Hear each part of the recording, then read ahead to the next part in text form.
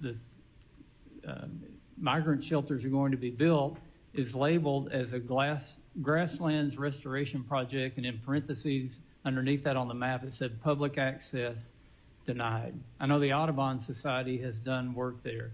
There's an ecology village. There's all the other recreational opportunities. And, you know, it bothered me to hear that referred to as just an airport in Brooklyn.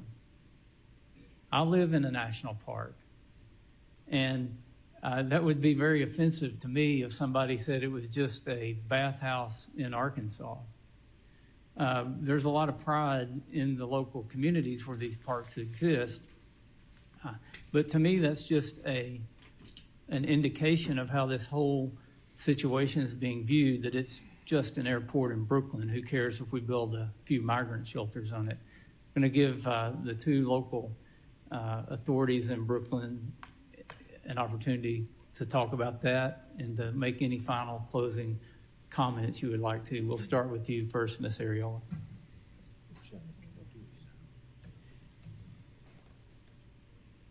The comments were very, very insulting because we all love our parkland, we all love our green space, and it may not look like Yellowstone or anything else in any other state. It's ours.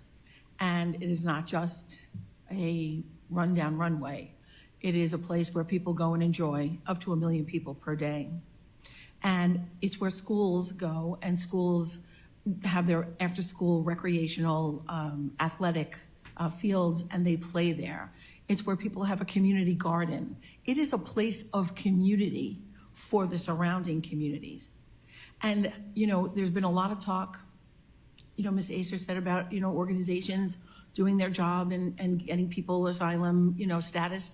But if that were the case, why is Kathy Hochul employing the National Guard to work as social workers to make sure that their paperwork goes through?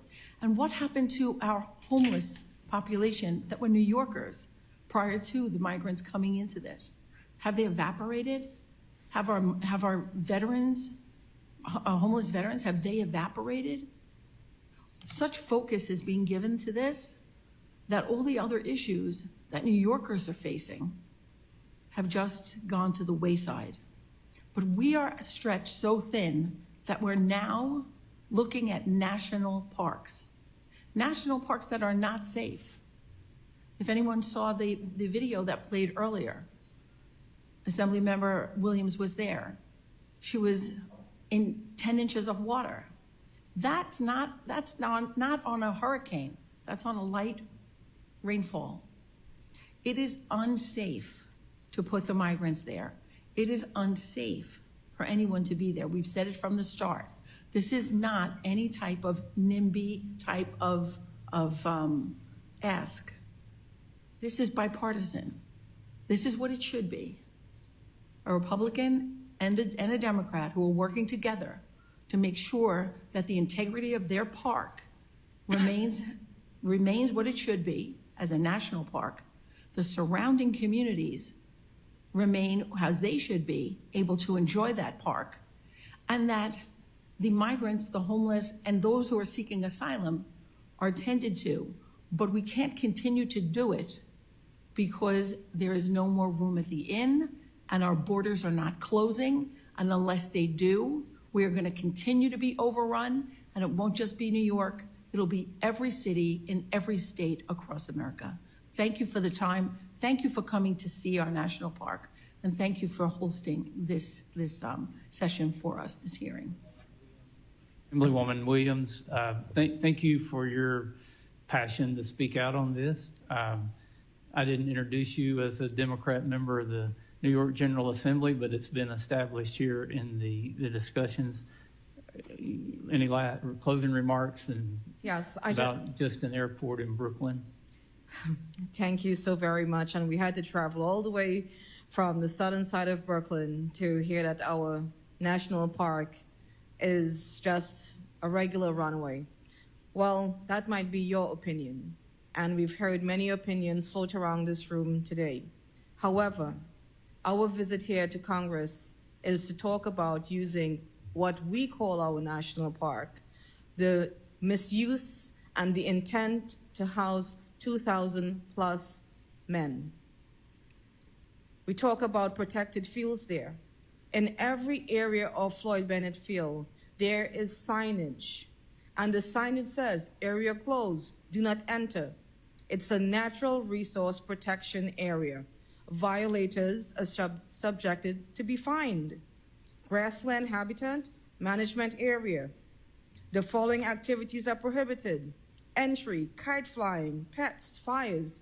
We've heard from Mr. Spence, 2 officers. How are you going to man 2,000 individuals there and to keep them off the grass?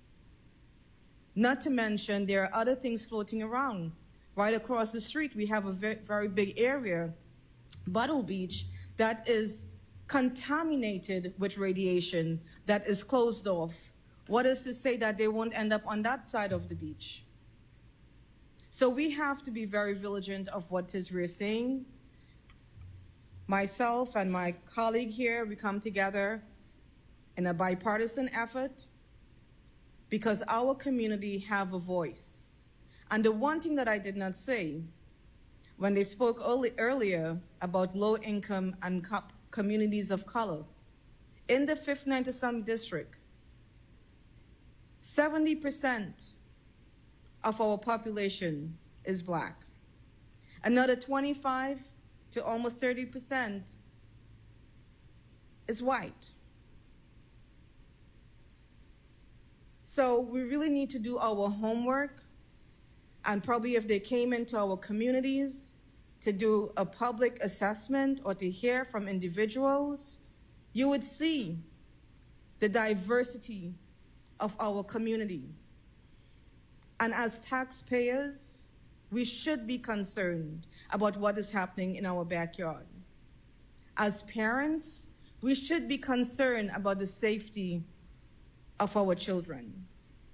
So I applaud you, Chairman, to having us here on this platform to talk about our natural resources and how our natural resources, our national park, is being used as a pawn and is not being said for what it is. We're supposed to be ambassadors of our national parks.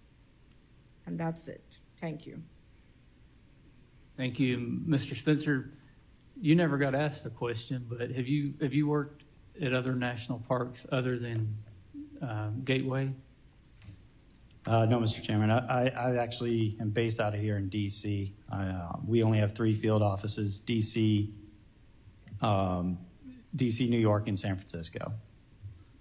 How do you think it makes the law enforcement officers feel at Gateway to hear their park called just an airport in Brooklyn?